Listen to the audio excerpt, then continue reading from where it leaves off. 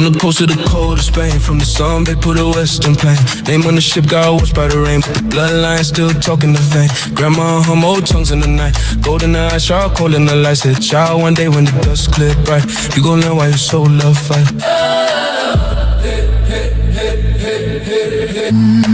See the chains turn flags on the wall. See the whips turn trends in the mall. See the pain turn game, but we still stand tall. Got a line in the chest, can't crawl. But we're in Spain with the same wide nose, cause in the chat time with the same deep soul. Brazen body, same tight rolls. Clap, same pattern, that's old, that's gold. They say you just black, just poor, just lost. So the book in your blood say a different cost. When the street light flashing, you feel that force. It's the tribe in your spine, changing course. Children of Judah, scattered like fire in the wind, we burn. Children of Judah, from the dust to the throne, we return. We forgot our names, but the rhythm knows. We forgot the road, but the drum gon' show us. Children of Judah, from the dust we rise and go home again.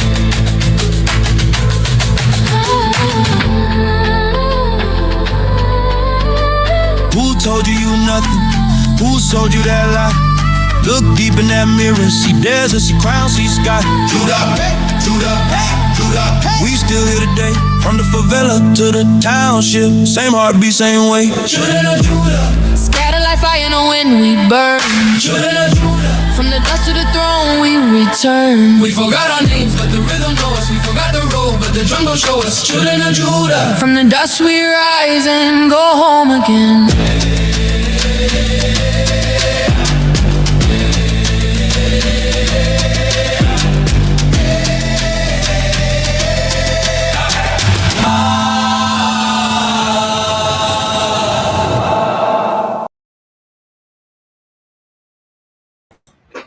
Peace and blessings. Shalom, family. Hopefully everybody's doing well. Apologies for coming on here late, family. Just been taking a while to get the material together, so I had to keep pushing back the time. But thank you for your patience, and it will be interesting. Hallelujah. And I know the championship game is coming on here soon. I'm a big football fan, so we'll see, family. We'll see. That's all I got to say about that. All right. Well, hey, peace and blessings. Thanks for everybody that's tuning in. Now, of course, this is the commemoration of MLK, Martin Luther King. I know that, depending on who you are, where you are, how old you are, you probably have a different understanding of who, Martin Luther King is and was.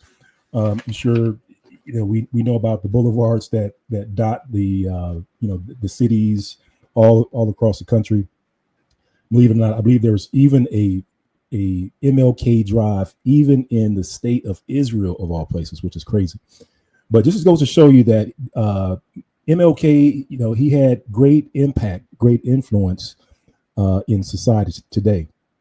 And most are willing, after today's presentation, I really hope that our young brothers and sisters have a greater appreciation for MLK. It's one thing to read about him, about what he did in the book, but it's another thing to actually be there during the time that he was, that all of our forefathers had to deal with.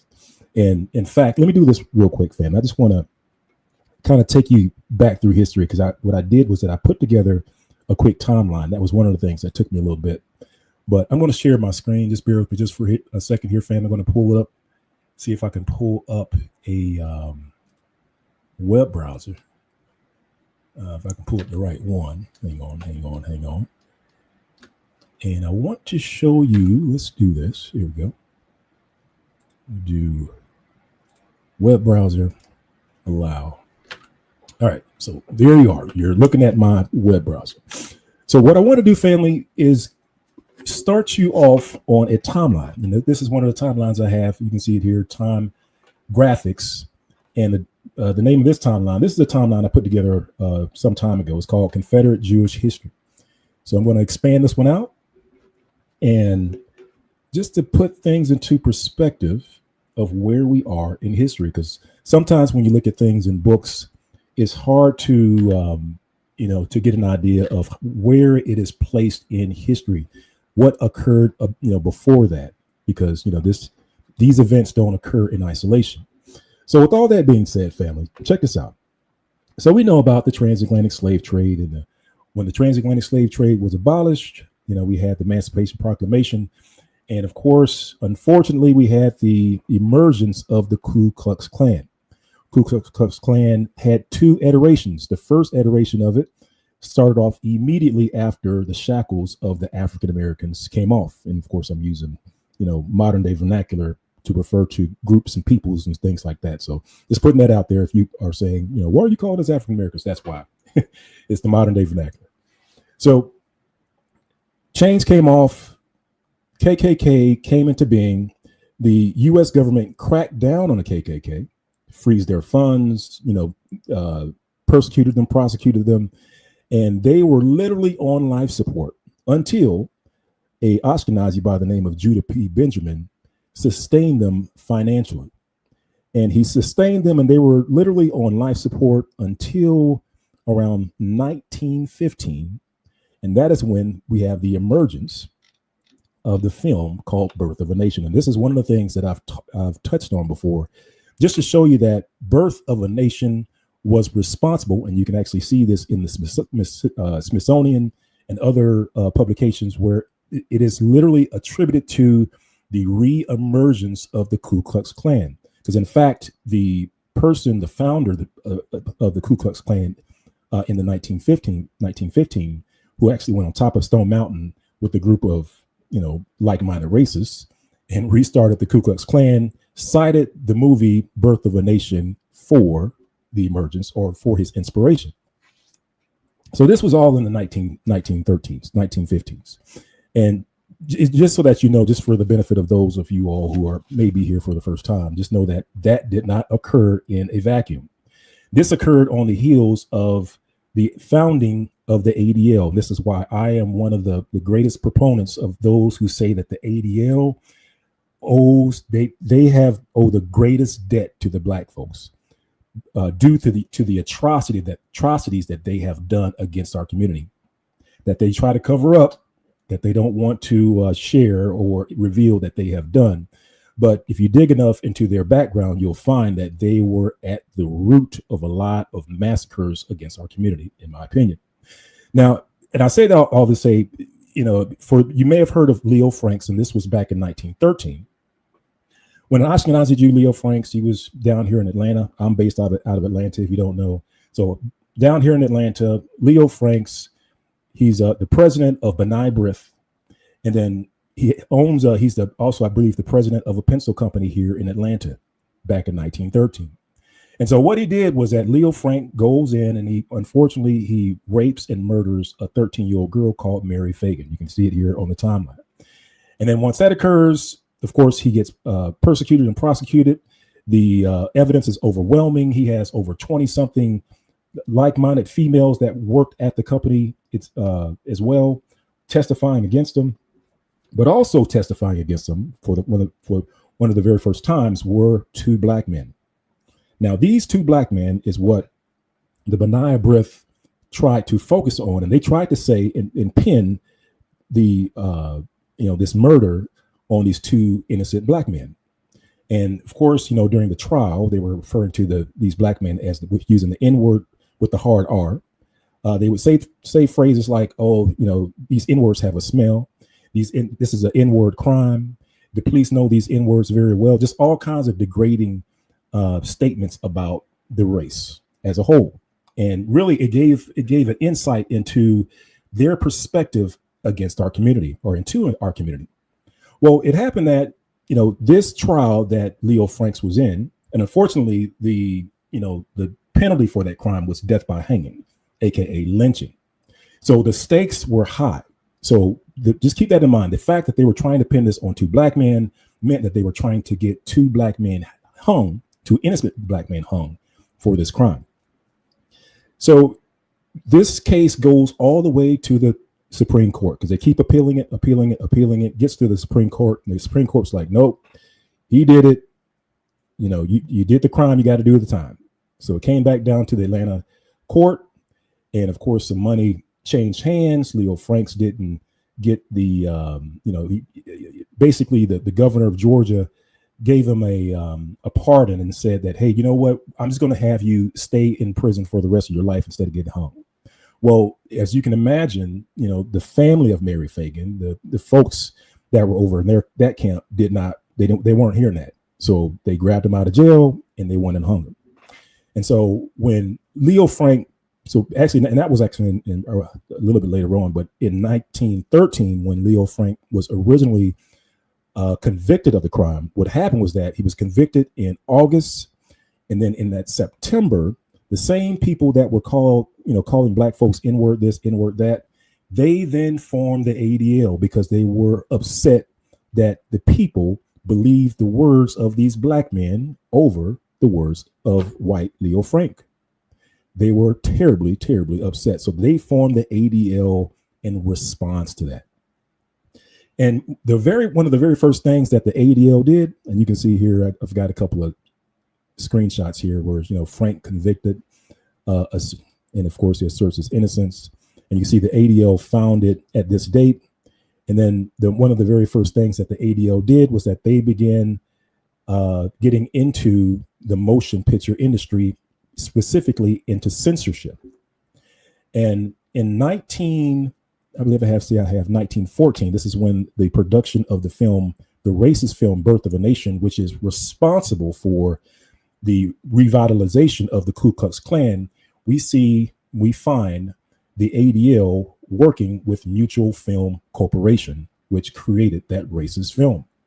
And so the racist film Birth of a Nation comes into being. You can see it here on our timeline. Ku Klux Klan sees this revitalization. They go on, like I said before, go on the top of Stone Mountain, Georgia, and they are reborn.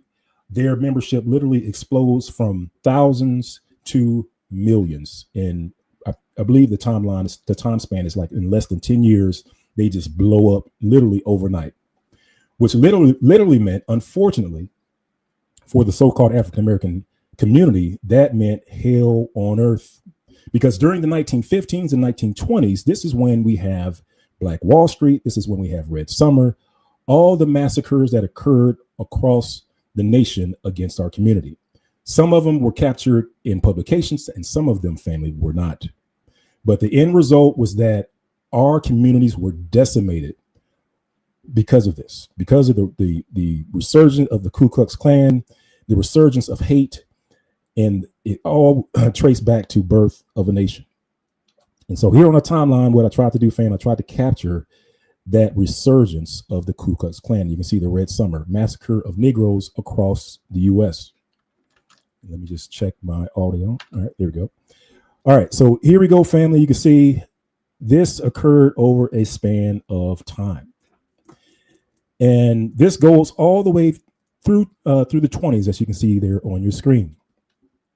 But what you can also see is around the resurgence of the Ku Klux Klan, which actually started in Atlanta, Georgia, we have the birth of Martin Luther King Jr. in 1929. So 1929, he was born during a time when there was great unrest in our community. And it is interesting that he was also born in Georgia, especially, in here, he was born in Georgia, and hopefully I got that right, in the place where the Ku Klux Klan was born. So it's just interesting when you look at that point. But the thing about Martin Luther King, and from here, I want to start to show you a few things that you may not know. So Martin Luther King, he was born in 1929, as I showed you before. And so, of course, he's Martin Luther King Jr., and his father is Martin Luther King Sr., but his father's father, or his grandfather, is James Albert King. And it's funny because he was down in Stockbridge, Georgia, at least that's where they were, and they eventually, made their way over to Atlanta. And, like I told you before, I'm Atlanta born and raised, and my family has been in Atlanta for a long time. In fact, my father lived downtown Atlanta before Atlanta had the highways. So before the highways, here in Atlanta, we have I-20, we have I-285 that goes around the city. He lived downtown Atlanta, and he literally lived in the same neighborhood that Martin Luther King lived in. That was one of the things in my family was like, oh yeah, they were down the street and around the corner. And just to give you a visual of the change that took place in Atlanta, let me just show you this real quick. And this is just to show you that in Atlanta didn't always look like it does today. Like you go there today, you have all these sprawling, expressways, but this is what it looked like 1955, right? And this is showing you after the expressways were built, what changed. So you can see it was a lot of neighborhoods were displaced, a lot of green areas were displaced, and yeah, I mean just communities as a whole were displaced when they started putting all these different interstates and highways through the middle of Atlanta. But in any case, family, we know that MLK was here in Atlanta. Like I said, also has family over in Alabama as well. I too have family over in Alabama as well, and and so his father stayed in. Let me pull this back up. Let me switch back over to my screen, family. His father actually was over in Stockbridge, which is it's kind of like a township, a little bit outside of Atlanta. But in that place, and let me pull up the screen just so that we can see his name once more, because I want to just pull up a few things about his name. Because I was kind of watching the chat a little bit, and here's the thing when it comes to so-called African Americans, and this is what I've said over and over again. A lot of times we have African Americans that we literally have Israelite names and we don't even know it. So some people might pop on here, like I saw somebody in the chat, it's like, oh, you guys aren't Israelites. You don't have any. There's no proof that you're Israelite. Well, one of the things that people use today to say that they're Jewish is name. Like if they have a family name that says that they're Cohen or something like that, right? Then they'll use that to say, well, you know what? That proves that I am an Israeli. I am Jewish. Well, Black folks or so-called African Americans, we have that same confirmation as well. It's just that a lot of Black folks don't know it. Let's take Martin Luther King's grandfather, for example. He has a name of James Albert King. James Albert King. Now, first off, you have to know that James is an Israelite name. In fact, if you look up James, if you do the etymology of James, it'll go back to Jacob. Albert is a Sephardic or an Israelite, a Spanish and Portuguese Israelite surname. I clicked on the wrong button. Israelite surname. So two of his names are Israelite names. But then what about King? Now, this kind of may have gone over your head. I know it went over my head as well, family. You have to realize that the last name of King is very strange. Like a Black man with the last name of King is strange. What is that last name King? And in fact, if you go to Jewish Gen and you look up, of course, in their website, they call it Jewish surnames, you'll find King in the Jewish surname database. So literally all three of his grandfather's names are Israelite names. So it's like I said, it's funny when we have people hop on here and they'll say things like, oh, you Black folks, you don't have any proof that you're the people of the book. Well, take Martin Luther King, for example. First of all, his grandfather's name is an Israelite name. Secondly, the other, I'll say the other identifier of Negroes, I'm using the vernacular that they used back in the time during Martin Luther King, literally the name Negro is an Israelite name. It is an Israelite surname that is found in the Israelite surname dictionary today. So not only is our class descriptor or group descriptor an Israelite name, but we also have, carry first name and last names, which are Israelite names as well. And then the last thing I'll say to this point, family, before we move forward, and that is the description of the Israelites. And this is what you can see on the screen. And let me make sure I'm sharing this correctly. You see let me just move there we go. You see the British Museum, and this is the Lakesh relief, and I've shared this from time to time. And in the Lakesh relief are pictures of the Israelites, particularly the tribe of Judah. This is from 701 BC. And what I tell people is that all you have to do is go to the British Museum, go to your museum number 1249911. You see it there on the screen. And then go to the fourth tile from the left. You see it right here.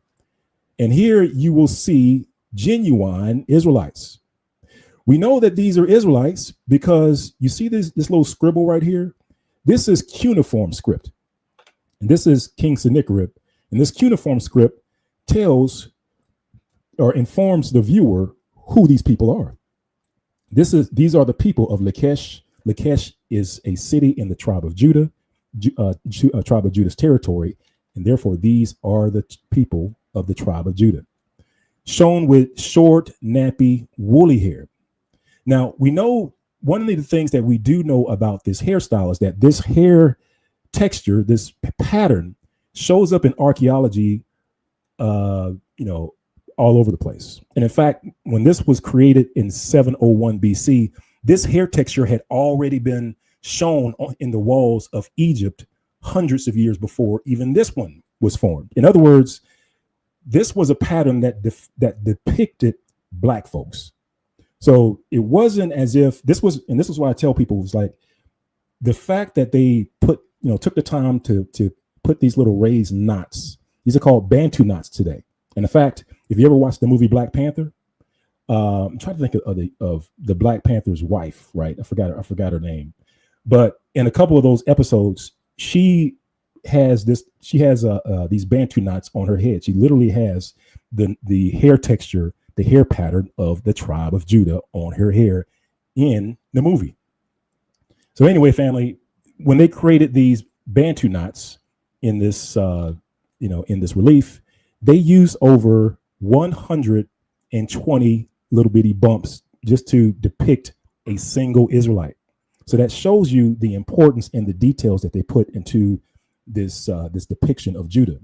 And it also shows you that this was a signature that was used repeatedly throughout archaeology to depict Black folks, right? So we know who they are. And there's also archaeology at the Lakesh relief, which confirms what we see on these reliefs, because when they took a look at the skulls too were skulls of Black folks. So again, the argument of saying, hey, you guys don't have proof, you guys don't have that, that's totally misnomer. That's totally false. All right, we're way past that at this point, family. So we have there's a lot of proof when it comes to that.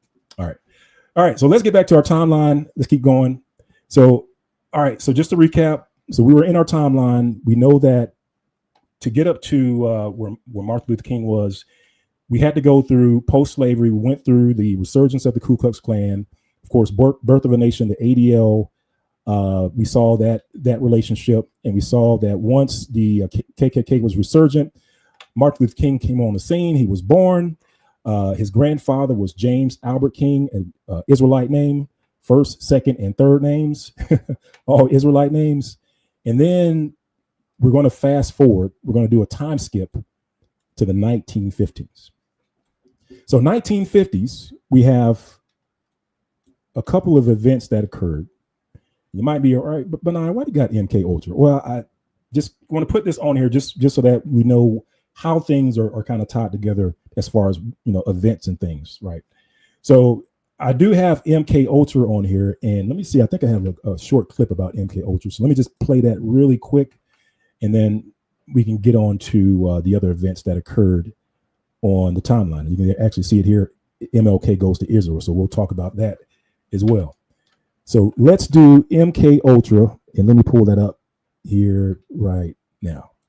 In the early days of the Cold War, the CIA ordered the creation of a secret program intended to find ways of mind control. They funded an army of psychiatric institutions across the United States and Canada to perform experiments on unsuspecting patients using psychedelic drugs, sensory deprivation, electroshock treatment, and more. The program was known by its codename, MK Ultra.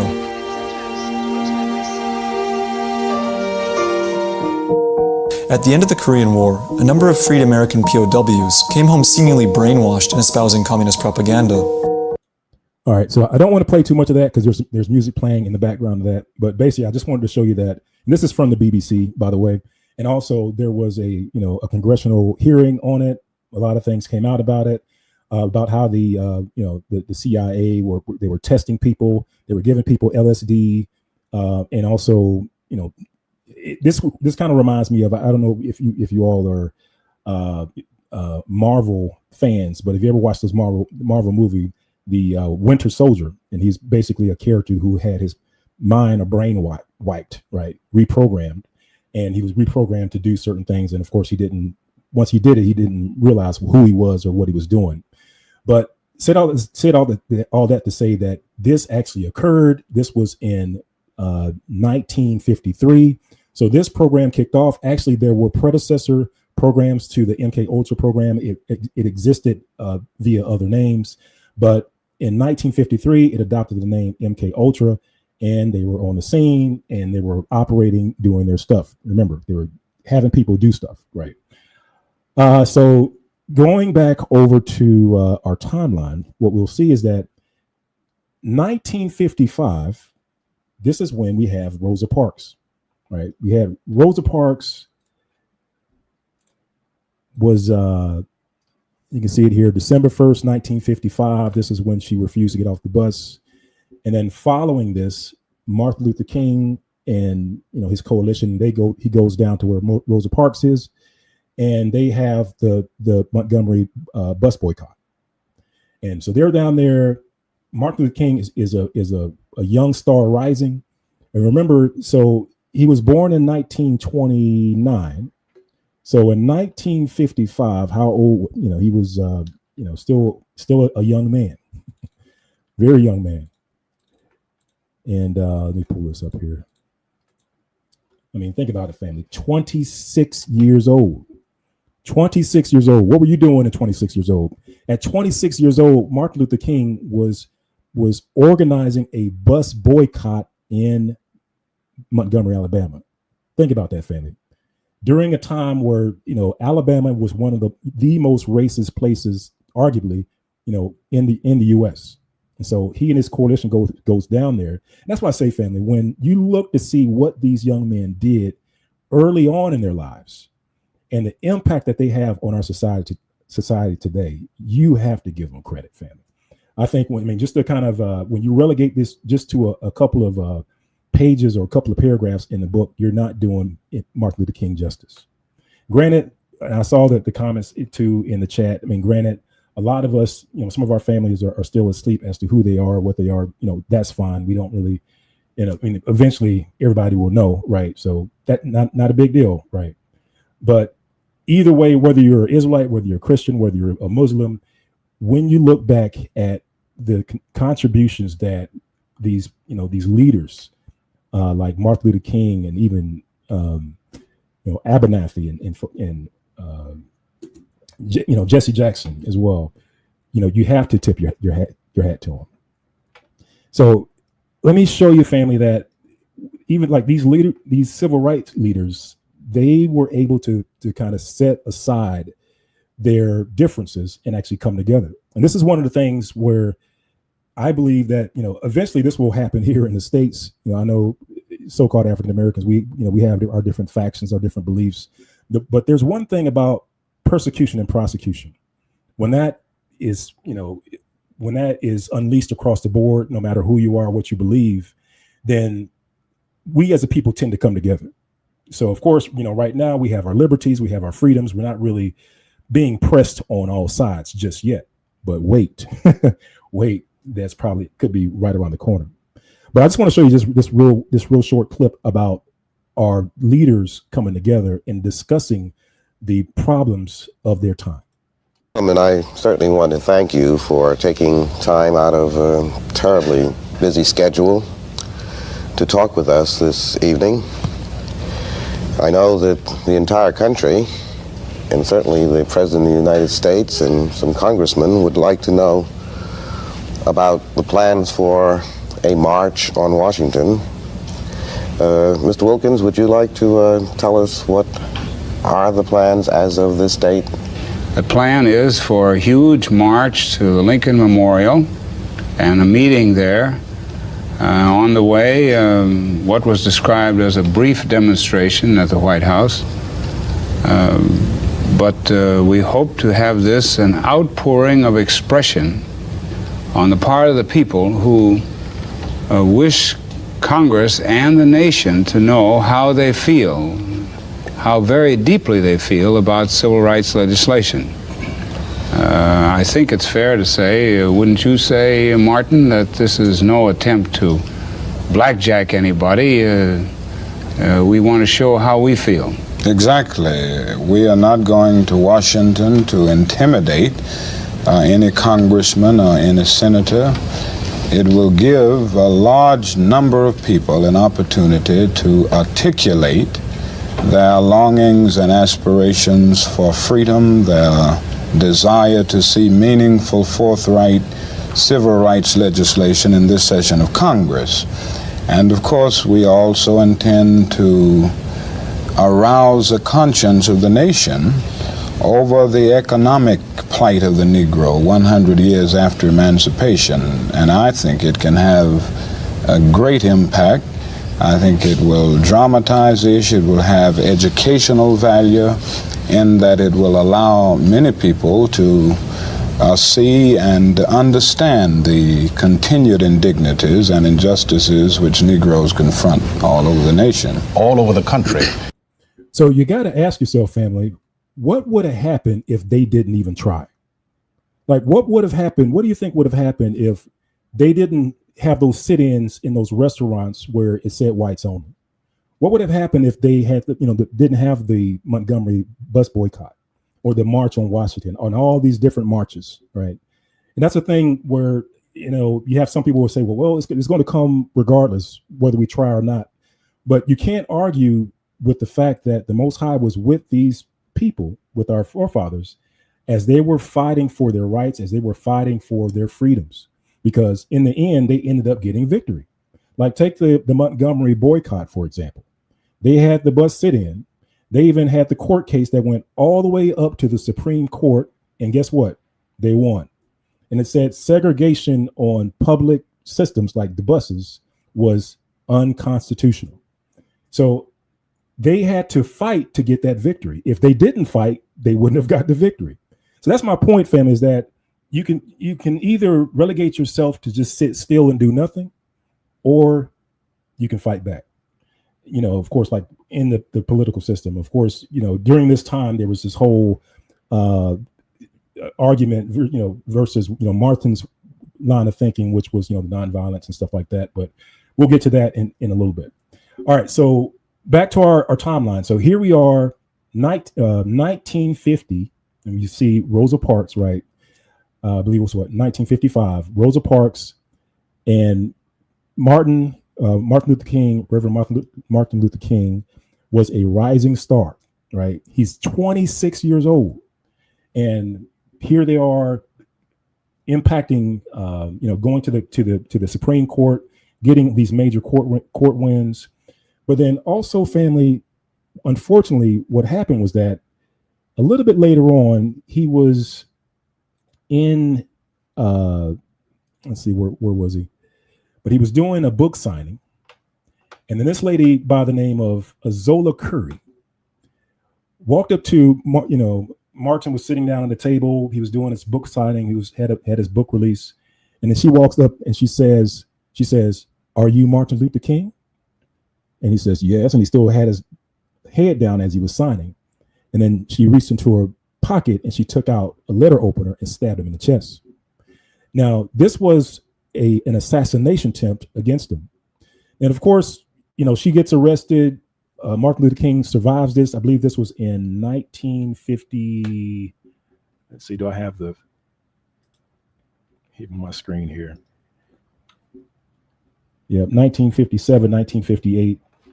And so he survives this. Yeah, 1958, September 1958.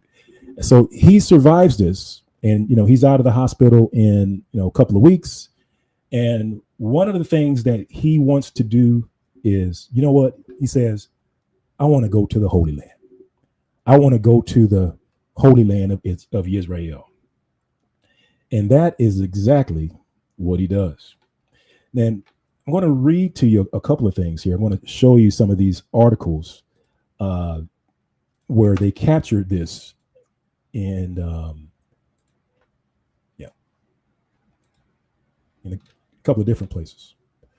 All right. So first things you can see here, it says Martin Luther King Jr.'s pilgrimage to Israel by, let me see the name here. But the thing is here, family, is that, and this was actually captured in multiple publications, but a lot of people didn't know that this actually took place for MLK. And in fact, let me go through this one here. So this one is Stanford University. It says a walk through the Holy Land. And so basically what happens, fam, is that MLK goes to Israel. And when he goes to Israel, he has a spiritual awakening in Israel. He goes to different places, and we're going to read a little bit of the different places that he goes to. And of course, he comes back. And this is one of those things, family. I tell you, whenever you find, this is just in my opinion, whenever you find that the pieces of or references are hard to find, usually there's more truth in that reference than what they want to share. Because in this case, you can see this is an audio, but they will not release that audio. Instead, what they do is that they release this transcription of the audio. They're like, oh, this is what he said. So, okay, well, let me listen to the audio myself. But anyway, but this is the transcription, and this is, like I said, you can find it here in the Stanford, the Martin Luther King Jr. Research and Education Institute. And so he goes, and this is 1959, right after he got stabbed. He goes to Israel. And just going to read some of this. We're going to jump around a little bit because this is kind of long. So he's giving this oration at he's actually at an event recounting this, right? And it says, so this is on Easter Sunday, and he's delivering it to this church. And while he's delivering it to this church, he's telling this church he just got back from Israel. So he's telling this church what happened. And it says, details, it says, as King recounts his recent visit to the Middle East, he recalls falling to his knees and weeping during a visit to Calvary. He observes that Jesus' sacrifice on the cross was something that nobody could demand him to do, making him a man who had the amazing capacity to be obedient to unenforceable obligations. King tells his congregation that the cross is ultimately a symbol of hope. We've been buried in numerous graves, the grave of economic insecurity, the grave of exploitation, the grave of oppression. We've watched justice trampled over and truth crucified. But I am here to tell you this morning, since Easter reminds us that it won't be like that all the way. And of course, Martin is not aware of who he is, so he's preaching the Christian sermon. And it says, it reminds us that God has a light that can shine amid all of the darkness. The following was transcribed from the audio recording. All right, so now that is the backdrop of this, of what we're about to read. So let's start off with the first couple of paragraphs, and then we're going to skip around. It says, it was a beautiful afternoon a few weeks ago that we journeyed to from our hotel in Beirut, Lebanon, to the airport to take a plane for Jerusalem. So he's going to Jerusalem. And it says, Lebanon is that beautiful country in the Middle East that we remember from biblical times.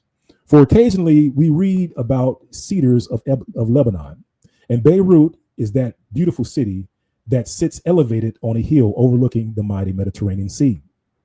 Pretty soon we were in the air through places like Damascus. There again, you remember Damascus. You remember it in modern days as the capital of the little country of Syria. But you remember Damascus as an ancient city, for it was on Damascus road that the apostle Paul was converted. You remember as he stood one day before King Agrippa, he said, it was at noonday, O king, that I saw a light a light that outshines the radius, the brilliance of the sun. And after seeing that light and gaining a new vision, he was transformed from Saul, or Paul, the persecutor, to Paul, the Christian, and became one of the greatest Christian saints of all generations. After about 2 hours in the air, we were notified to fasten our seatbelts. We were beginning to descend in the descent for the airport in Jerusalem. Now, I must say that when you say landing in Jerusalem, you must qualify what you're saying and tell what part of Jerusalem. That is because men have not solved their social problems. And we're still banned because in their Jerusalem, that ancient holy city has been divided and split up and partitioned. Now, we'll pause here for a moment, family, just to let you know that keep in mind that the during this time in the 1950s, 1950s, Jerusalem was divided. Like half of it was owned and operated by Jordan, and the other half was by the Ashkenazis. So, and back then, depending on which side you landed on, if you landed on the Jordanian side, that meant that you couldn't go over to the Ashkenazi side. If you landed on the Ashkenazi side, that meant you couldn't go over to the Jordanian side, like forever. So you literally had to pick which side you wanted to be on. And basically, from reading this brief snippet, you get to kind of tell that Martin Luther King Jr. picked this side because this side had all of the ancient sites that he wanted to visit. So this is what he's describing, and it says, because the Arab-Israeli conflict, this city has been divided, and if on your visa it is revealed that you are going into an Arab nation, you can only go to Israel without being able to ever go back to an Arab country in the life of your passport. The hate is intensified. And so this was a strange feeling to go to the ancient city of God and see the tragedies of man's hate and his evil, which causes him to fight and live in conflict. And I'm just like you, family. I know when I came across this, I was like, what? MLK went to Jerusalem. I didn't know that. I didn't, you don't really see too much of this being published in all the video clips that's out there. You don't really see a whole lot of this. And this, family, I'm going to tell you, after you read what he did there, after you read what happened to him here, when you go back and see, and this is what we're going to do, most high willing, we're going to go back and play his video, a video of one of his last sermon before he was assassinated. You're going to see that he was talking about this trip. When I first heard that video, I thought that it was a similitude, and I thought that it was all metaphorical. No, he was talking about this trip. Let's keep going. It says, the next morning we rose early because we knew that this was the day that we would start our pilgrimage around the holy city. And this was the day that we would tour Jerusalem itself. The next day we would go to Hebron. There stands about the points where Abraham stood. I'm going to skip ahead a little bit to where he's actually talking about Jerusalem. All right, so here we go. And it says, and we stood in the holy city, but this day, and this is where I'm at right here, just highlighting it here for you on the screen. And it says, and we stood in the city, but this day we would only go around the city of Jerusalem. Our guide came early that morning, immediately after we had eaten breakfast. We started out, and interestingly enough, our first stop that morning was a mountain. A mountain that we've all heard about, called the Mount of Olives. It says we heard about that mountain in our Bible. We've read about it. And every night, every first Sunday night when we have communion, we read about it. It says, well, you remember it says that after the Last Supper, they had sung a hymn and they went out into the Mount of Olives. This was a significant mountain. This was a significant mountain in the life of Christ. It has many interesting connotations. And you can stand there on the Mount of Olives, and you can stand there on the Mount of Olives and look over the whole of Jerusalem. I'm highlighting this because this comes to play right before his assassination, because this is what he was referring to in his speech. He was referring to his trip in Israel, where he stood on the Mount of Olives and looked over the whole of Jerusalem. And it says, exalted that high, elevated and high. It says, elevated that high. And you can look all around and see the old city and the new city. There said, there we stood there on the Mount of Olives with all of its sacred meaning. Just below that mount at the bottom, you see a little garden. It was known as the Garden of Gethsemane, and it's still preserved there with beautiful flowers. It's a beautiful garden. Now, let me just skip ahead here, family. I just want to make sure that that is the last one that we want to see here. And feel free to come back here, family, and take a look and read it for yourself. Basically, family, when he goes to Jerusalem, he has a spiritual experience. So much so that he wants to go back. So much so that he wants to go back, and we will read about when he wanted to go back a little bit later on. All right, so like I said, if you take your time, you go through this, family, you'll see that he's going through all these different places and stops and like the Holy Sepulchre and stuff like that, and he's just you can tell he's awestruck about what he's seeing. And so this goes on for a while. Like I said, I'm not going to read the whole thing just for brevity's sake, but there you go. All right. So Martin goes to Israel. And so this is let me open the screen here just so that you can see. So this is, I have March 27th, 1955. Martin goes to Israel. All right. And let me increase. There we go. All right, just going to increase the size just so that you can read the letters on it. All right, so that is in 1955, and so during all this time, Martin Luther King, he's going through all these different speeches and marches, and he's gaining popularity. He's having to fight, some things within his own, within his own camp. He's doing his best to keep his own group together. But again, keep in mind when he started this thing, family, in earnest, when you talk about the Montgomery bus boycott, he was 26 years old. 26 years old. So then when you get over here, he's in his 30s, right? He's in his 30s. And it's interesting because the one thing that you notice about these leaders that they assassinate, they tend to assassinate them when they're in their 30s. He was 39 when he was assassinated. Speaking of assassination, you see the JFK assassination occurred. So right after Martin Luther King did his March on Washington, I Have a Dream speech, JFK was assassinated. But let me pull up the MLK I Have a Dream speech just so that you can see it. I'm just going to look at some of it. But here, family, you can see the impact that Martin Luther King was having across the country.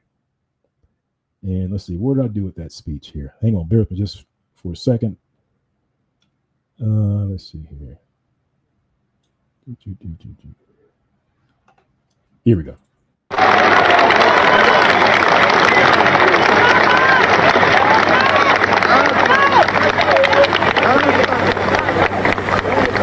I am happy to join with you today in what will go down in history as the greatest demonstration for freedom in the history of our nation.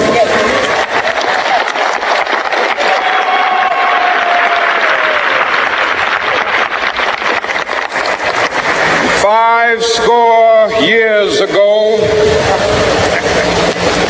a great American in whose symbolic shadow we stand today signed the Emancipation Proclamation.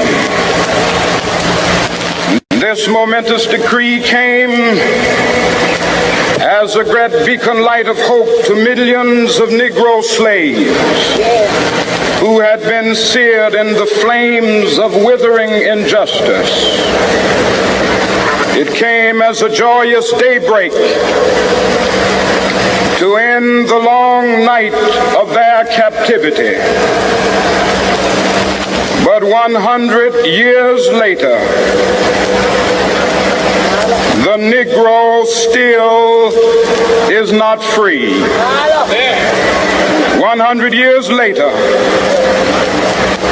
the life of the Negro is still sadly crippled by the manacles of segregation and the chains of discrimination. 100 years later, the Negro lives on a lonely island of poverty in the midst of a vast ocean of material prosperity. This nation will rise up and live out the true meaning of its creed. We hold these truths to be self-evident, that all men are created equal.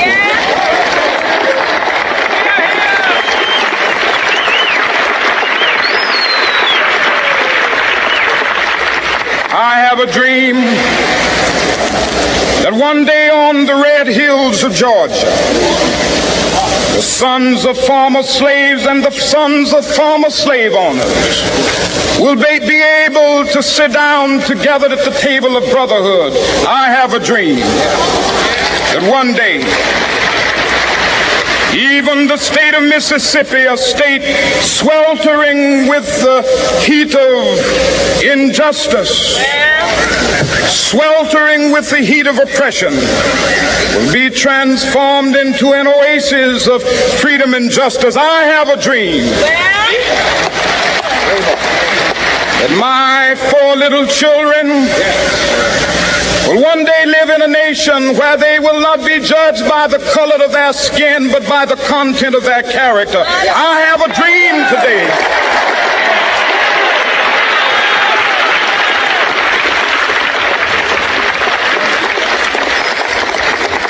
I have a dream that one day, down in Alabama, with its vicious racists, with its governor having his lips dripping with the words of interposition and nullification, one day right there in Alabama, little black boys and black girls will be able to join hands with little white boys and white girls as sisters and brothers. I have a dream today.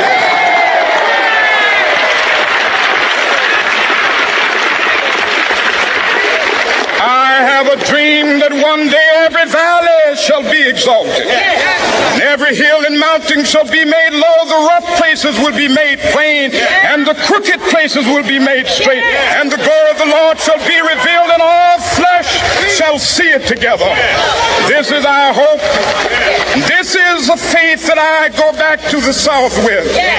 With this faith, we will be able to hew out of the mountain of despair a stone of hope. With this faith, we will be able to transform the jangling discords of our nation into a beautiful symphony of brotherhood. With this faith, we will be able to work together, to pray together, to struggle together, to go to jail together, to stand up for freedom together, knowing that we will be free one day. This will be the day. This will be the day when all of God's children will be able to sing with new meaning, my country, tears of thee. Sweet land of liberty, of thee I sing. Land where my fathers died, land of the pilgrim's pride. From every mountainside, let freedom ring. And if America is to be a great nation, this must become true. And so let freedom ring. From the prodigious hilltops of New Hampshire, let freedom ring.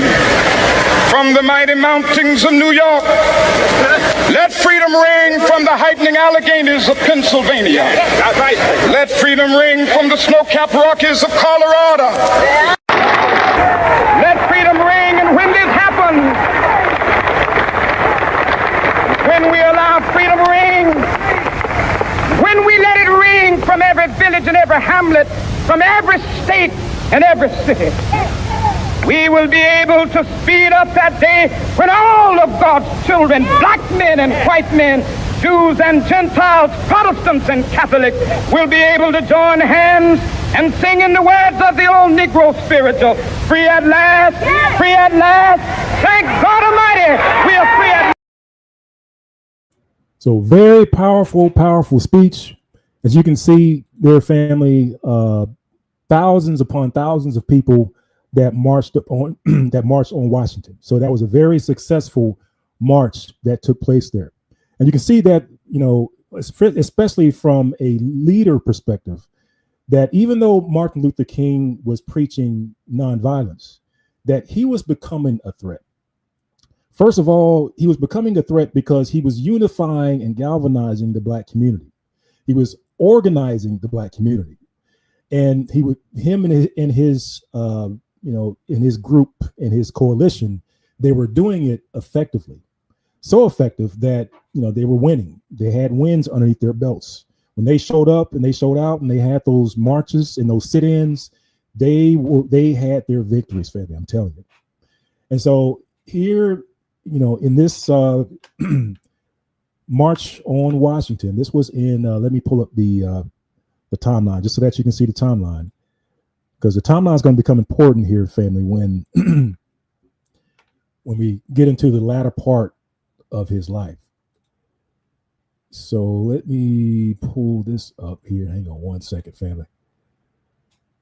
All right, so let's go back over here.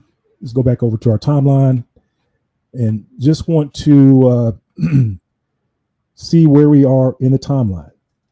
All right, so MLK goes to Israel, 1955.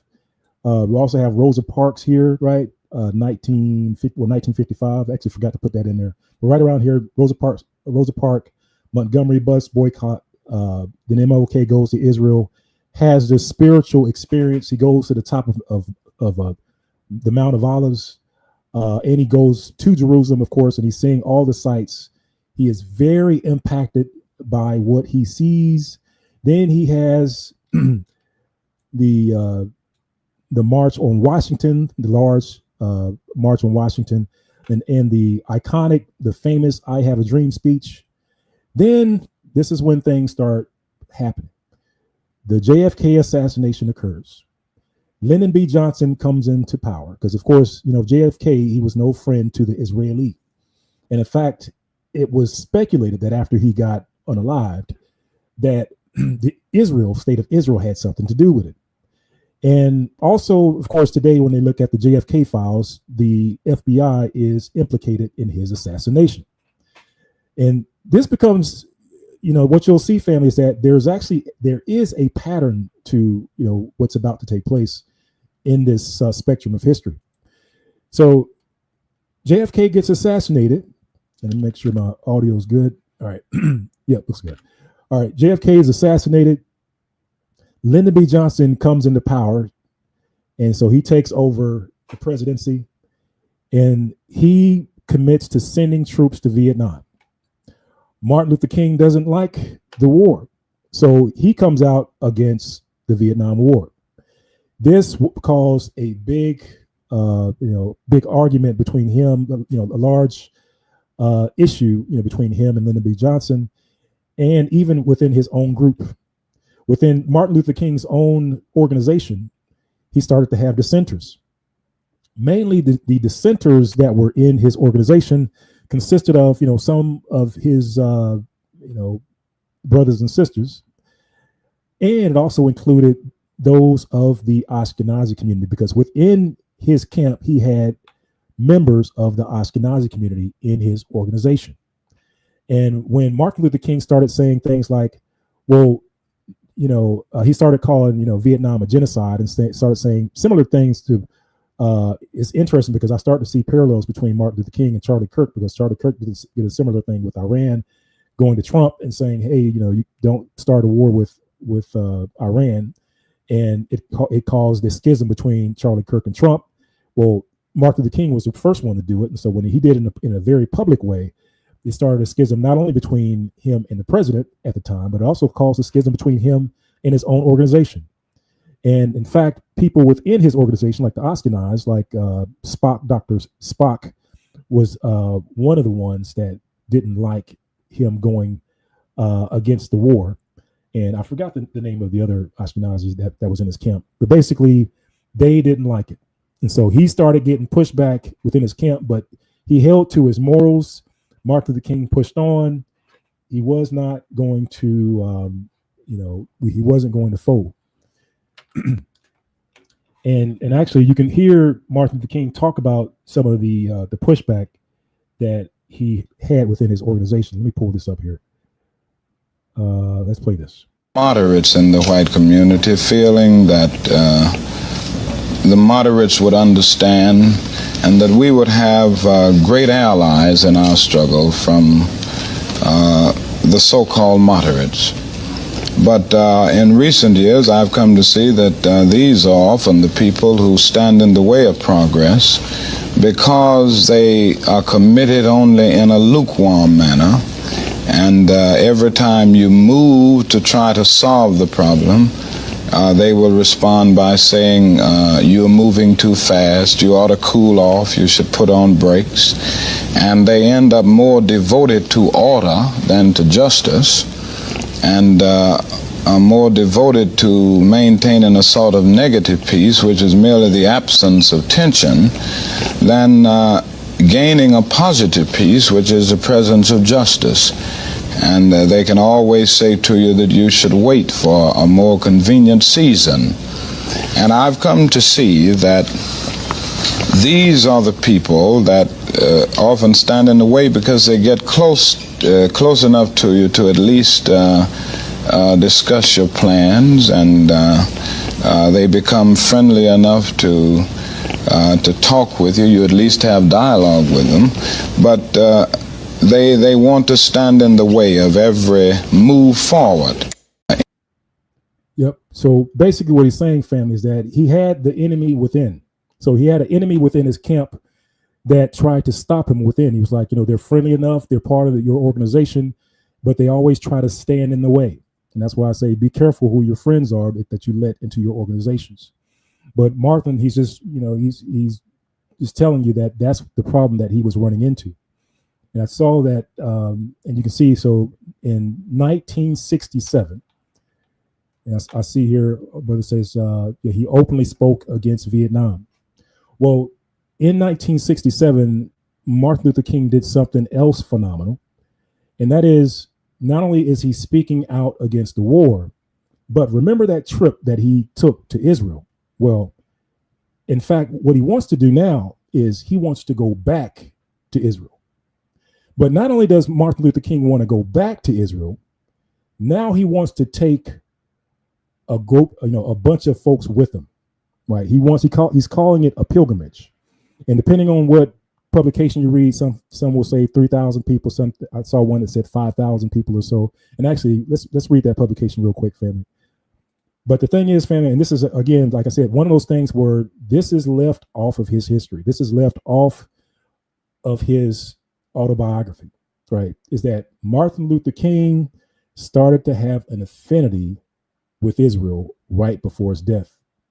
And as a leader of hundreds of thousands of Americans, as the leader of the African American movement here on the States, to have your leader want to then take people to Israel, you have to understand, family, that to the nation state of Israel, that was a red flag. You have to understand, family, that like that was priority number one. Like what you're going to have Martin Luther King start bringing all these African Americans over to Israel? Wait a minute. I'm not sure if we want to do that. So I just want to kind of explain to you that this was a dangerous situation. Of course, during this time, he's speaking out against the war. Lyndon B. Johnson has the FBI, shadow him, the COINTELPRO, all that stuff, family. So Martin Luther King, at this point in time in his life, he's getting all kinds of death threats. He's speaking about it openly. He's kind of like, that's why I said the story of Martin Luther King, I see a lot of parallels between this and what Charlie Kirk went through about him saying that, he had these death threats and he knew about it, and that Martin Luther King kept telling people close to him that he felt that he was going to be unalive soon. That's what he said. But through it all, family, he kept pushing forward. He kept the courage to keep going out to these rallies and stuff like that, even though that threat was on his life. All right, so Martin Luther King wants to go back to Israel, but now he wants to take a whole bunch of black folks with him. So let me read. I'm going to read a couple of things for you. let's read. Where did I put that thing, family? Yep, here we go. Here's one of the publications, and it's called Martin Luther King Jr.'s Pilgrimage to Israel by Peter Eisenstadt. All right. And it says, Dr. King to lead fall pilgrimage to the Holy Land. The New York Times reported on May 15th, 1967. It says, when will the Times stop calling Israel the Holy Land? It says, Martin Luther King Jr. had announced the previous day his intention to have a pilgrimage in the fall, with two main stops. One to be held on November the 14th on the Mount of Olives. So keep in mind, family, remember that was the mountain that he wanted to go back to. That was the mountain that he wanted to go up, where you could see, go to the top, and you could see all of Jerusalem. You could see all of the land. This is where Martin Luther King wanted to go back to. So he's trying to organize this thing in 1967. Now, if you know, we are getting close to the time where he gets unalived. Getting close to the time he gets unalived. So he announces this thing in 1967. He is the leader of the African Americans here in the States, saying that, you know what, I'm coming back. I'm coming to Israel. So it says November 14th on the Mount of Olives in the Jordanian sector of Jerusalem. The other 2 days later, the other 2 days later in a gathering on Galilee. So he wants to go to Mount Olives and he wants to go to Galilee. Of course, by May 15th, 1967, it was very late in the day to be speaking of the Jordanian section of Jerusalem. So this is what happened, family. So he announces this, that, hey, we going to Israel. Family over here in the U.S., we going to Israel. And not only that, he put out an all points bulletin, family. It wasn't as though he just put out this invitation to a small group. He put out this all points bulletin. He was like, hey, we going to Israel. If you Negroes here over in the States want to come with me, y'all can come. Just sign up. So he put a sign up sheet for that trip. And as soon as he did that, check out what happened. It says in less than 3 weeks later, it says, of course, by May 15th, 1967, it was very late in the day to be speaking of the Jordanian section of Jerusalem. In less than 3 weeks, conquered by Israel, it would be no more. The 6-day war ended King's thoughts of the Middle East pilgrimage. So basically, family, King announces that he wants to go to Israel. Then the Israelis kick off the 6-day war. So because of the the turmoil that's happening over in the area of all the war, King has to cancel his trip to Israel. So he has to put it off for another day. He has to put it off for another year. And it says this was not a throwaway idea. Although King promoted the pilgrimage as a non-political and having no relation to his civil rights campaigns, he had been thinking about this for months. He had planned his trip in consultation with the Israeli and the Jordanian governments. The previous fall, King had sent his closest advisor, Andrew Young, to the Middle East to plan for the pilgrimage, which was to be a group of 5,000 persons going first to the Jordanian Jerusalem, passing through the Mandible Gate, then separating Israeli West Jerusalem from Jordanian East Jerusalem, and then up to the Galilee in a special constructed amphitheater that make it look as it was. That didn't make any sense to me. Say this in a special constructed amphitheater that make it look as it King was preaching from and standing on the water. So basically, they want to put this amphitheater up on Galilee, and Martin Luther King was supposed to be preaching in Galilee. Think about that, family, how powerful that would have been if that happened. First, he was going to go and preach on the Mount of Olives. Martin Luther King, family, was going to go preach on the Mount of Olives. Then he was going to go preach in the Sea of Galilee. Epic. But unfortunately, that didn't happen. But let me play this short clip. Let's go here.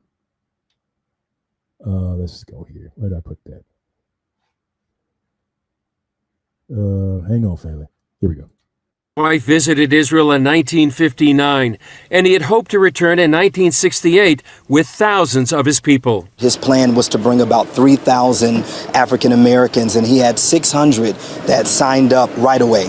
And unfortunately, he was killed before he could come. Now, 55 years later, that same number joined it here to march and to help fulfill his dream. Lift every voice and sing. It's really kind of a prophetic sign for us, you know, just to see that exact number being fulfilled now in 2023. So it's amazing. We're standing here literally at Martin Luther King Street in Jerusalem. Most folks have no idea, not only that there's a Martin Luther King Street, but that he was so pro-Israel. In what would be his final speech, King also referred to his Israel's border visit, connecting America's civil rights struggle to the Israelites entering the Promised Land. Did you catch that? In his final speech, he referred to his visit, his border visit, the first visit in the 1950s, and he was connecting Israel to the Promised Land. Play that again. Israel's border visit, connecting America. But that he was so pro-Israel. In what would be his final speech, King also referred to his Israel's border visit, connecting America's civil rights struggle to the Israelites entering the Promised Land. I just want to do God's will. And He's allowed me to go up to the mountain. And I've looked over. In fact, you know what, family? Let me play that video, because I do have a clip of that. So let me play that video right quick. Engaged in any negative protest and in any negative arguments with anybody. We are saying that we are determined to be men. We are determined to be people. We are saying that we are God's children. And that we are God. Yep, sorry to interrupt you here, family, but just want to let you know. So this is his last speech before he gets unalive. And yes, he says, we are God's children. He says, we are God's children. So literally, family, so Martin Luther King, he's assassinated on April the 4th in Memphis. So this speech is also in Memphis at a gathering. Forgot the name of the assembly, the church, but Mason Temple, I believe is the name of it. But he's there. This is April the 3rd. So this is the day before he gets assassinated. That's why this is the very last speech that he gives in Memphis. And in the very last speech that he gives in Memphis, he's calling us God's children. And the very last thing that he says before he steps off the stage is talking about going back to Jerusalem. God's children, we don't have to live like we are forced to live. Now, what does all of this mean in this great period of history? It means that we've got to stay together and force everybody to see that there are 1,300 of God's children here suffering. Sometimes going hungry, going through dark and dreary nights, wondering how this thing is going to come out. That's the issue. And we've got to say to the nation, we know how it's coming out. Here it is. For when people get caught up with that which is right and they are willing to sacrifice for it, there is no stopping point short of victory.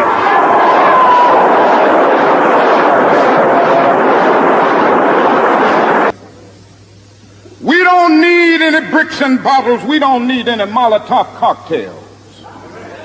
We just need to go around to these stores and to these massive industries in our country and say, God sent us by here to say to you that you're not treating his children right. And we come by here to ask you to make the first item on your agenda fair treatment where God's children are concerned. Now, if you are not prepared. Now, notice he repeatedly refers to us as God's children. I'm telling you, Martin Luther King was going through something, family. Cola in Memphis. Prepared to do that. We do have an agenda that we must follow. And our agenda calls for withdrawing economic support from you.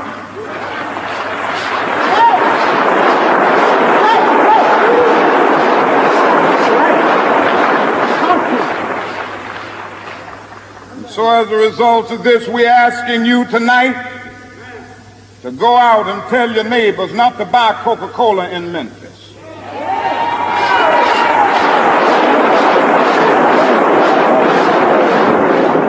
Go by and tell them not to buy Seal Test milk.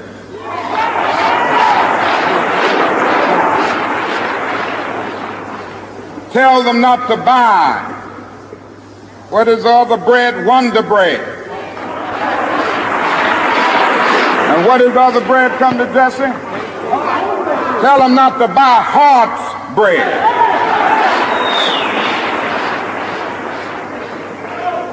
As Jesse Jackson has said, up to now, only the garbage men have been feeling pain. Now we must kind of redistribute the pain. Oh, just forgot to give you just a little bit of context, family. So he's in Memphis. The reason why he's in Memphis is, he's there to support the sanitation workers there. And they're supposed to have a march in Memphis to support the sanitation workers. So when you hear him talk about garbage men, that's why he's there.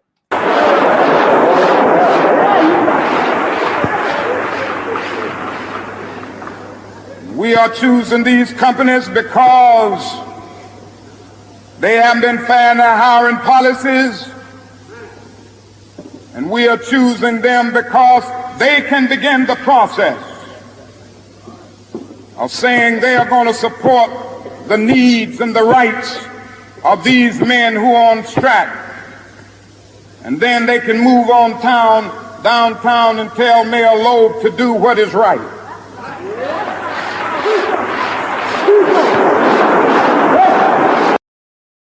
Now, one thing to keep in mind too, family, is keep in mind that, so Martin Luther King, he's not just giving like a Sunday sermon. He's actually mobilizing his people at the same time.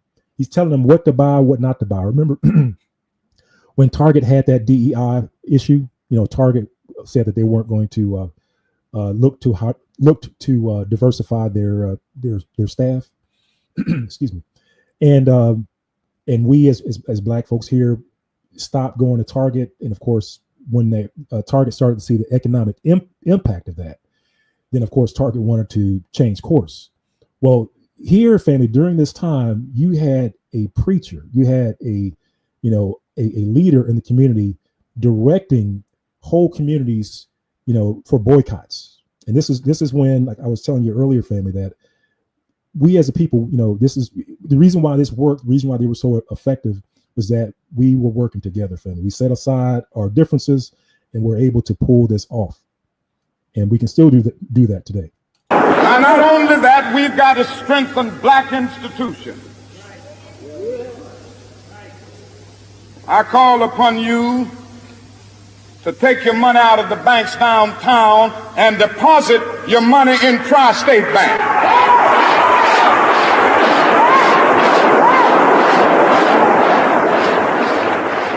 We want a bank-in movement in Memphis. Go by the Savings and Loan Association. I'm not asking you something that we don't do ourselves in SCLC. Judge Hooks and others will tell you that we have an account here in the Savings and Loan Association from the Southern Christian Leadership Conference. We are telling you to follow what we are doing. Put your money there. You have 6 or 7 Black insurance companies here in the city of Memphis. Take out your insurance there. We want to have an insurance in.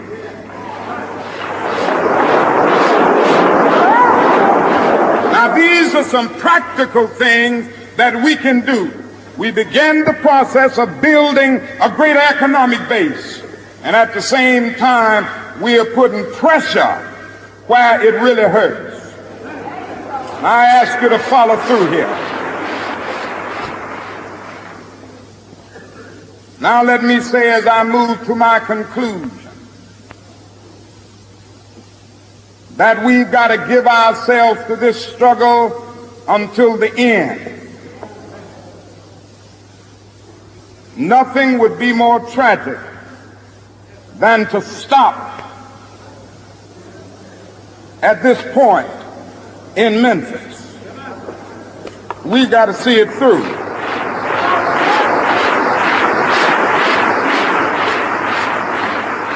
When we have our march, you need to be there. If it means leaving work, if it means leaving school, be there.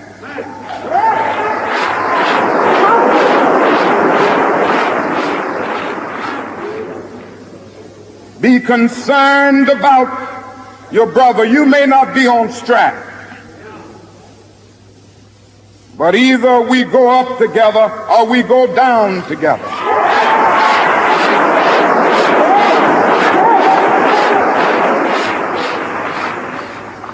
Let us develop a kind of dangerous unselfishness. One day a man came to Jesus, and he wanted to raise some questions about some vital matters of life. At points he wanted to trick Jesus and show him that he knew a little more than Jesus knew and throw him off base. Now that question could have easily ended up in a philosophical and theological debate. But Jesus immediately pulled that question from midair and placed it on the dangerous curve between Jerusalem and Jericho. And he talked about a certain man who fell among thieves. You remember that a Levite and the priest passed by on the other side. They didn't stop to help him. Finally, a man of another race came by. He got down from his beast, decided not to be compassionate by proxy, but he got down with him, administered first aid, and helped the man in need.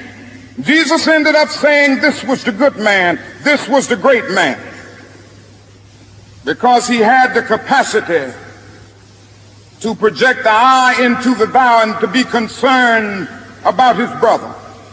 Now, you know, we use our imagination a great deal to try to determine why the priest and the Levite didn't stop. The times we say they were busy going to a church meeting, an ecclesiastical gathering, and they had to get on down to Jerusalem so they wouldn't be late for their meeting. At other times, we would speculate that there was a religious law that one who was engaged in religious ceremonials was not to touch a human body 24 hours before the ceremony. And every now and then we begin to wonder whether maybe they were not going down to Jerusalem, down to Jericho rather, to organize a Jericho Road Improvement Association. That's a possibility. Maybe they felt that it was better to deal with the problem from the causal root rather than to get bogged down with an individual effect. But I'm going to tell you what my imagination tells me. It's possible that those men were afraid. You see, the Jericho Road is a dangerous road. That's right. I remember when Mrs. King and I were first in Jerusalem. We rented a car and drove from Jerusalem down to Jericho. And as soon as we got on that road, I said to my wife, I can see why Jesus used this as the setting for his parable. It's a winding, meandering road. So he's talking about his trip. It's really conducive for ambushing. You start out in Jerusalem, which is about 1,200 miles or rather 1,200 feet above sea level. So literally in this speech, fair use. So literally in this speech, he's talking about his trip in Jerusalem. How many times when you've heard this speech did they tell you that he was in Jerusalem, that he was talking about his trip in Jerusalem? I'm telling you, family, this is the thing that they always leave out. And by the time you get down to Jericho, 15 or 20 minutes later, you're about 2,200 feet below sea level. That's a dangerous road. In the days of Jesus, it came to be known as the bloody paths.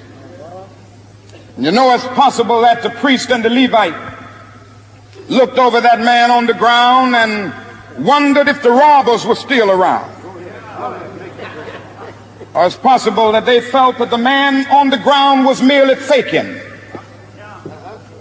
And he was acting like he had been robbed and hurt in order to seize them over there, lure them there for quick and easy seizure. And so the first question that the priest asked, the first question that the Levite asked was, if I stop to help this man, what will happen to me? But then the Good Samaritan came by, and he reversed the question. If I do not stop to help this man, what will happen to him? That's the question before you tonight. Not if I stop to help the sanitation workers, what will happen to my job? Not if I stop to help the sanitation workers, what will happen to all of the hours that I usually spend in my office every day and every week as a pastor? The question is not if I stop to help this man in need, what will happen to me? The question is, if I do not stop to help the sanitation workers, what will happen to them? That's the question.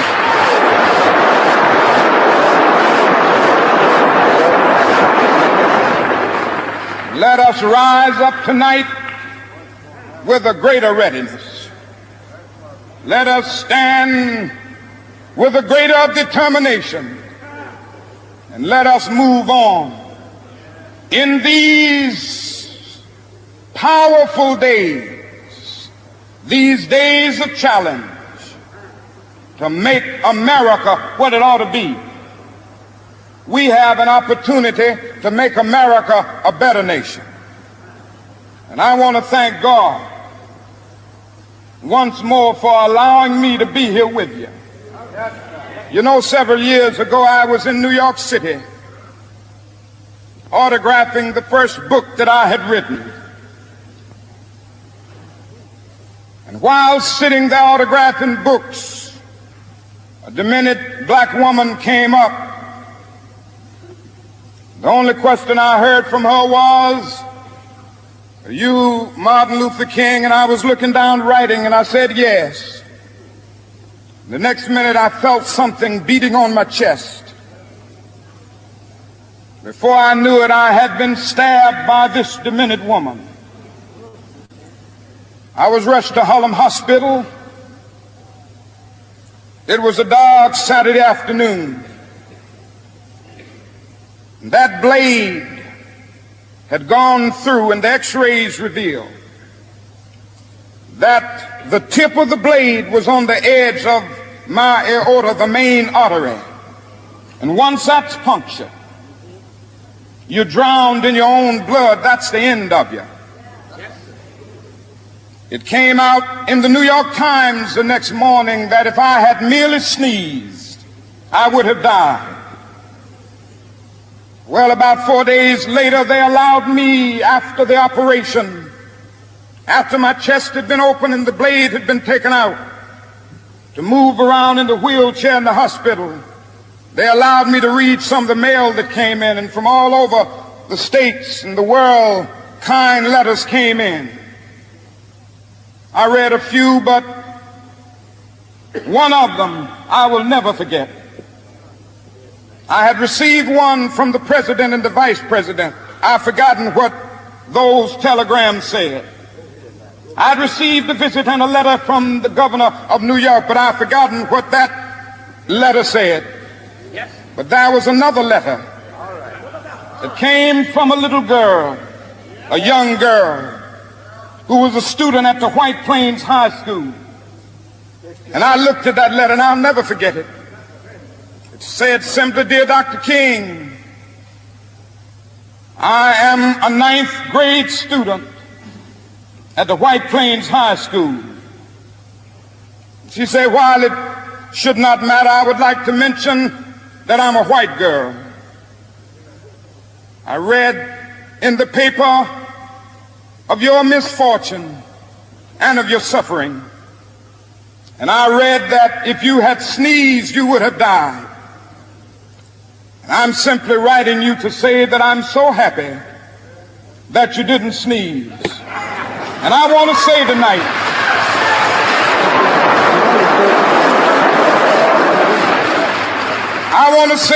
that I too am happy that I didn't sneeze, because if I had sneezed, I wouldn't have been around here in 1960, when students all over the South started sitting in at lunch counters. And I knew that as they were sitting in, they were really standing up for the best in the American dream, and taking the whole nation back to those great wells of democracy which were dug deep by the founding fathers in the Declaration of Independence and the Constitution. If I had sneezed, I wouldn't have been around here in 1961 when we decided to take a ride for freedom and ended segregation in interstate travel. If I had sneezed,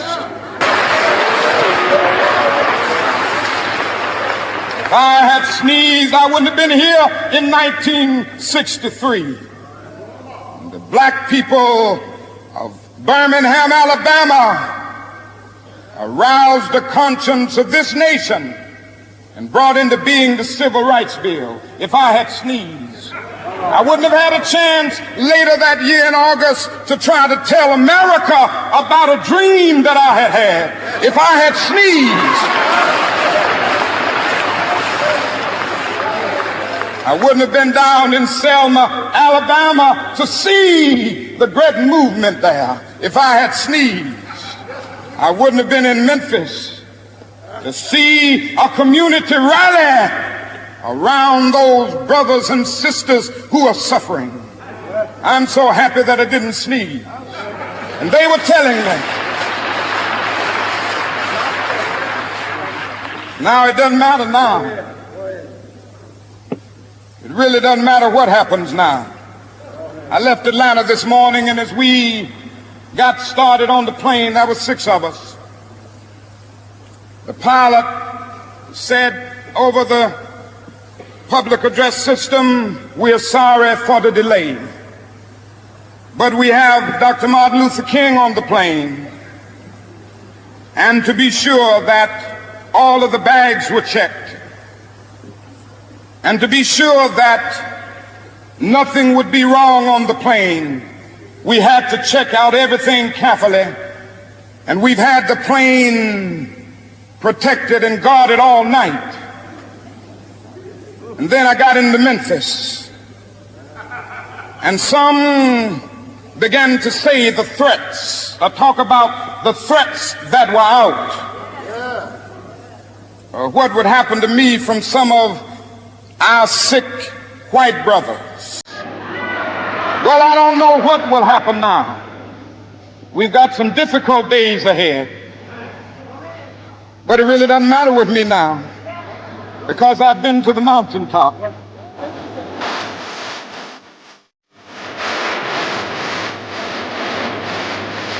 Like anybody, a long life, longevity has its place. But I'm not concerned about that now. I just want to do God's will. And He's allowed me to go up to the mountain. And I've looked over and I've seen the promised land. I may not get there with you, but I want you to know tonight that we as a people will get to the promised land.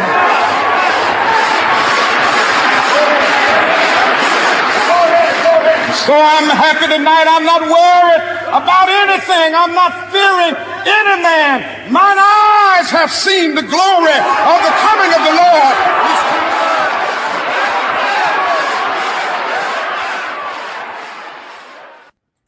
So as you can see, or as you heard, family, he was talking about the promised land. Hallelujah. What a powerful, powerful testimony, speech by the Reverend Martin Luther King. And the very next day, Martin Luther King was assassinated in Memphis. So that was the very last speech that he gave, talking about the promised land. And let me do this, family. I'm going to bring up the, hang on one second. I'm just going to share my screen here. Just want to show you this timeline. Because another thing, I'm not sure if I pointed this out. Yep, like my brother said in the chat, less than 24 hours later, he was unalived. He was unalived April the 4th at 6 o'clock p.m., a little bit past 6 o'clock p.m. was when he was assassinated.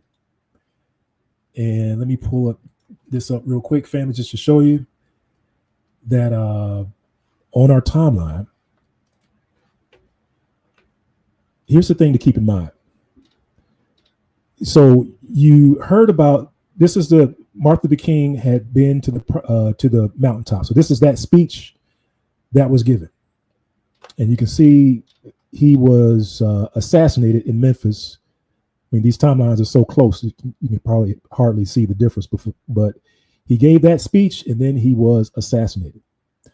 So one of the main things, family, to keep in mind was that what happened was here, family, was that, remember, he had planned on going to leading a huge pilgrimage to the Holy Land, right?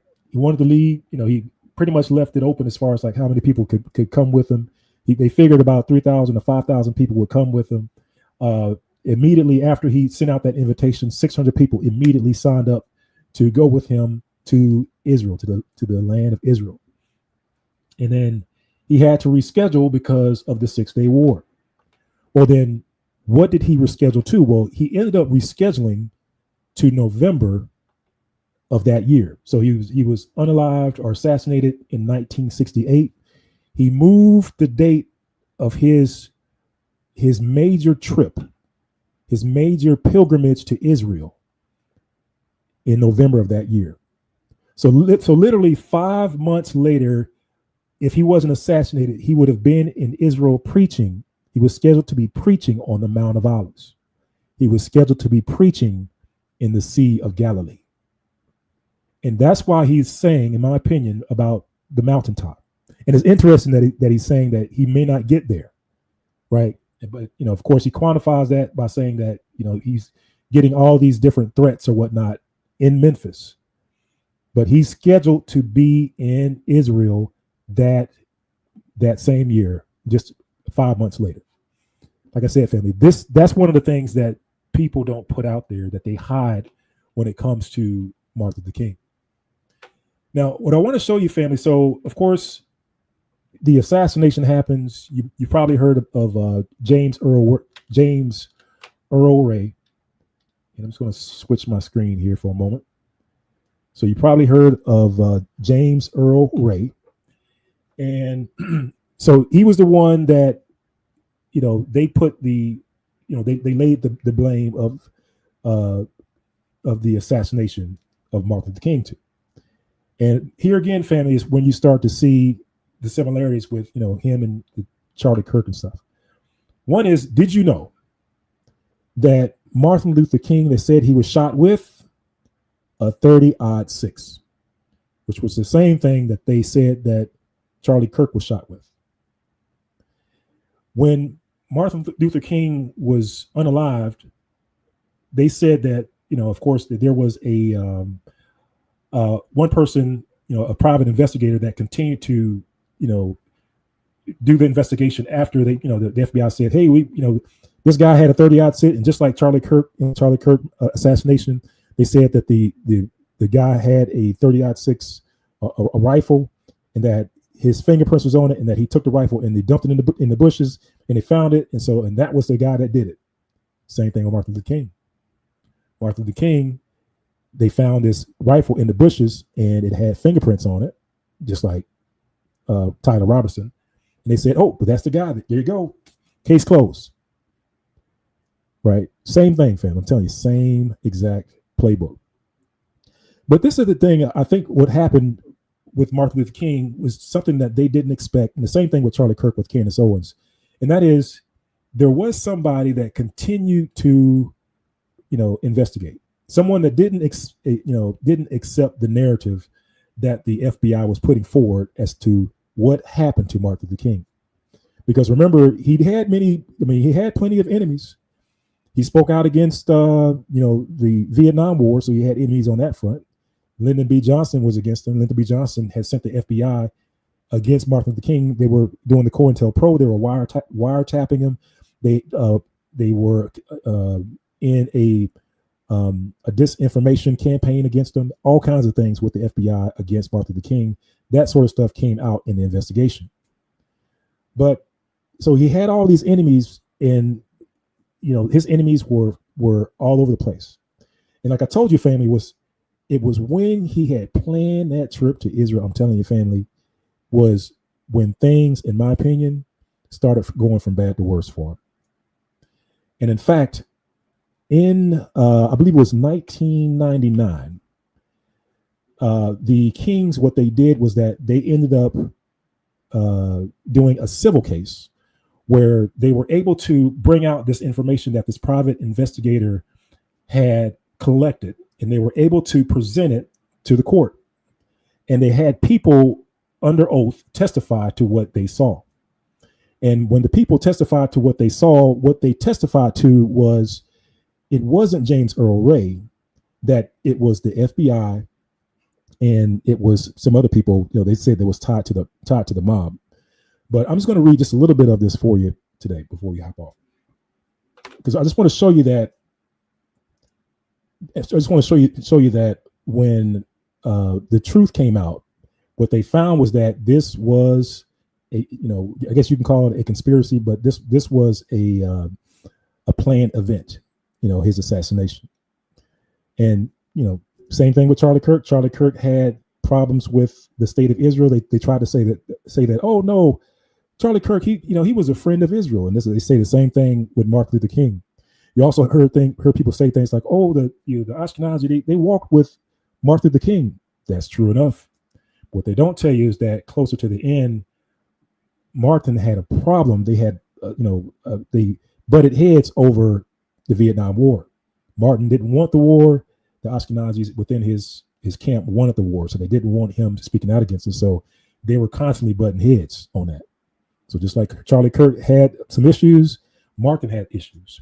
When Israel had the 6-Day War, Martin had concerns about the 6-Day War. He had concerns about the Palestinians. In fact, the Black Caucus during that time, in a meeting in Chicago, they actually spoke out and had a decree that they were against, the state of Israel. Martin, of course, because he had Ashkenazis in his camp, he took a more moderate approach, and he was like, well, wait a minute, hang on, guys. So he was against that. But just as it was then, where the Black Caucus then had sympathy for the Palestinians, just the same thing you see now, where the Black community today has sympathy for the Palestinians. Yeah, I think we are good, family. So let's just do a brief recap. And so Martin Luther King of course, you had the Montgomery boycott in the 1950s. And then in 1958, I believe, is what we saw that, or we said that Martin Luther King, was it 1958 and 1959, he goes to Israel. He literally goes to Israel. He goes to Jerusalem. He goes to the Mount of Olives, and he sees the Sea of Galilee. He has a spiritual experience that impacts him greatly. Then he comes back, and then later on in the 1960s, he wants to go back to Israel, and he wants to take a large group of people with him. He wants to speak. He wants to preach on the Mount of Olives, and he wants to preach in the Sea of Galilee. He wanted to have a powerful speaking experience in the state of Israel, in the land of Israel. And of course, he was unalived 5 months before that could take place. So just wanted to share with you those that piece of information, and also show that the last speech that he gave on April the 3rd, he was actually preaching about his visit to Israel. It wasn't a metaphorical thing. He was actually speaking about his previous trip to Israel, and he was speaking about his future trip to Israel. So Martin Luther King had Israel on his mind. The last comments from his mouth was about Israel before he was alive. All right. So just want to add that to it, family. So hopefully, that added to what you understood and what you knew about Reverend Martin Luther King.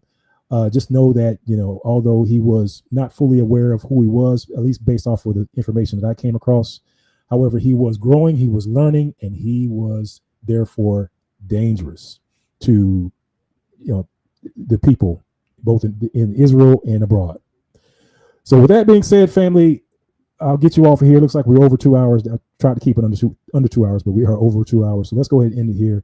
So love your family. Hopefully you learn a lot. And like I said, I will come back around and put the links in the description. So just check back within give me like 30 or 40 minutes, family, and then you should be able to see that information in the description. All right. Well, peace and blessings. Enjoy the rest of your evening. If you want to watch the game, you can do so. All right. Take care, Israel. Love your family, and shalom.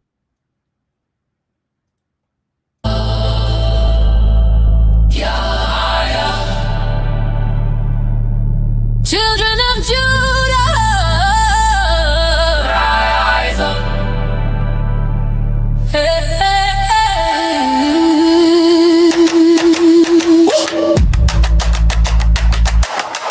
From the coast to the cold of Spain, from the sun back to the western plain. Name on the ship got watched by the rain, but the bloodline still talking the vein. Grandma hum old tongues in the night, golden eyes, charcoal in the light. Said child, one day when the dust clear bright, you gon' learn why your soul love fight. See the chains turn flags on the wall. See the whips turn trends in the mall. See the paint turn game, but we still stand tall. Got a line in the chest, can't crawl. Well, I in Spain with the same wide nose, cousin in Shot Time with the same deep soul. Brazen Bahia, same tight rolls. Clap, same pattern, that's old, that's gold. They say you just black, just poor, just lost. So the book in your blood say a different cost. When the street light flashing, you feel that force. It's the tribe in your spine, changing course. Children of Judah, scattered like fire in the wind, we burn. Children of Judah, from the dust to the throne, we return.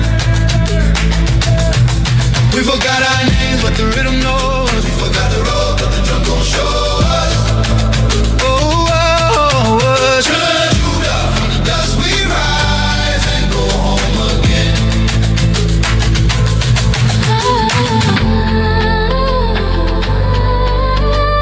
Who told you nothing? Who sold you that lie? Look deep in that mirror, see desert, see crown, see sky. Judah, Judah, Judah. We still here today, from the favela to the township. Same heartbeat, same way. Children of Judah, scattered like fire in the wind, we burn. Children of Judah, From the dust to the throne, we return. we forgot our names, but the rhythm knows us. We forgot the road, but the drum gon' show us. Children of Judah, From the dust we rise and go home again.